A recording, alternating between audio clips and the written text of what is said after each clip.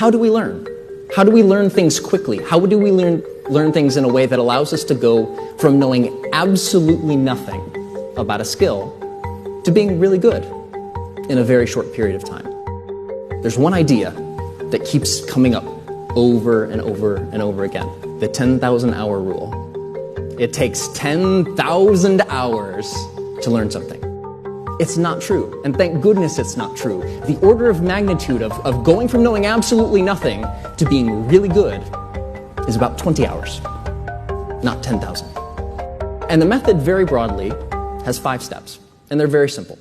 The first is, decide exactly what you want. What do you want to be able to do? What is it going to look like when you're done?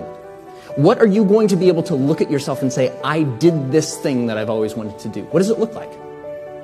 The more clearly and completely you're able to define exactly what you want to be able to do, the easier it will be for you to find ways to accomplish that desired end result as quickly and efficiently as possible.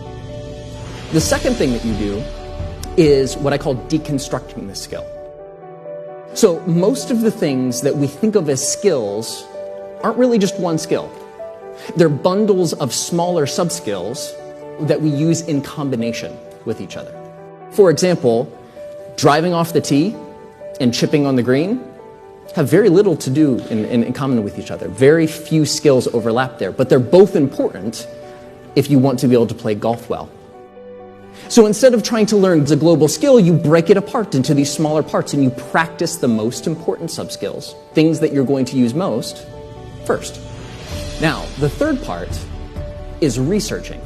Researching just enough that you're able to identify the most important sub-skills, but also understanding and being able to self-correct as you're practicing.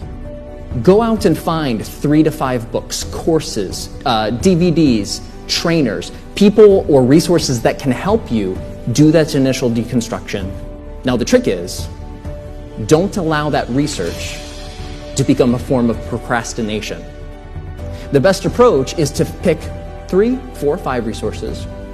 You don't go through them completely. You skim them. Identify the ideas that come up over and over and over again. So those are the things that you should know, so you can self-correct as you practice, and those are the sub-skills that you should probably practice first. The fourth part is removing barriers to practice, making it easy to sit down and actually do the thing you want to get better at.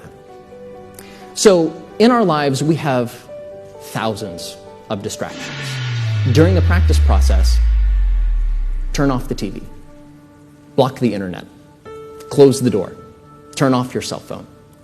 Remove the distractions that can take your focus away from whatever this thing that you're trying to practice is, and make sure that that time that you have set aside to practice in a way that was going to make you better is as undivided and focused as possible. And fifth, and very importantly, pre-commit to at least 20 hours of focused, deliberate practice before you begin. And that's really it. There's no magic to it. It's just focused, strategic effort invested in something you care about and something that is going to be rewarding to yourself. Learning, the process of learning, is not difficult. What we're doing in this process is really just removing all of the frustrations, all of the barriers, all of the things that get in the way of us sitting down and doing the work. Even in the busiest schedules, if you can clear a half an hour to 45 minutes a day to sit down and finally learn that thing that you've always wanted to learn, you will be astounded, absolutely astounded, at how good you become in a very short period of time.